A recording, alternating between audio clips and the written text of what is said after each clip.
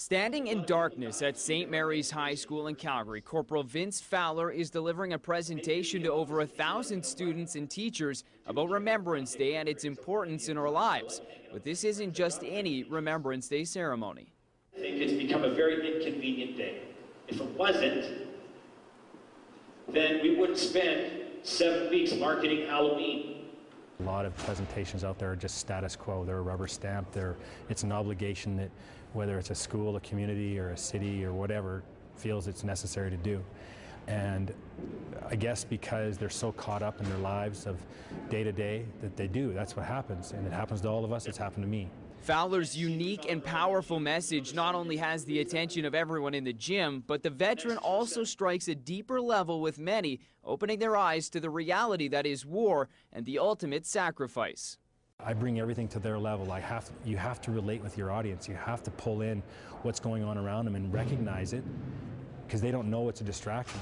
So you have to be able to recognize those distractions, put it in front of them, and then say, over here is Remembrance Day. By the way, hello. Elvis is a grade 11 student from Albania who's lived in Calgary just over 2 years. Near the end of Fowler's presentation, he stood up to honor fallen soldiers. And moments later, the entire gym joined him in an emotional show of support. My heart just said stand up because he was talking really good and everybody was like a little bit crying and that. I was crying inside. It's a presentation that meant more than just words for this high school student. Yeah, I was listening every word he said and he got me really good. Because I love soldier. That's what I want to be right now. To meet Elvis, who initiated the entire school audience to stand up during a part of the presentation, I was completely humbled and blown away by it. And again, that's never happened before in my 6 years.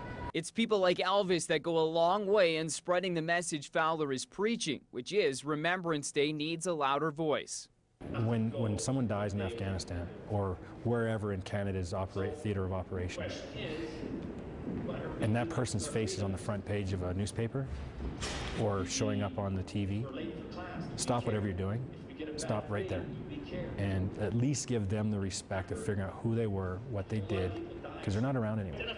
During Fowler's 35-minute presentation, he shows raw emotion and honesty that can be felt through the entire room. And when each person walks through the exit, they will leave with a greater understanding of Canadian soldiers past and present, and why it's so important to honor them in our daily lives.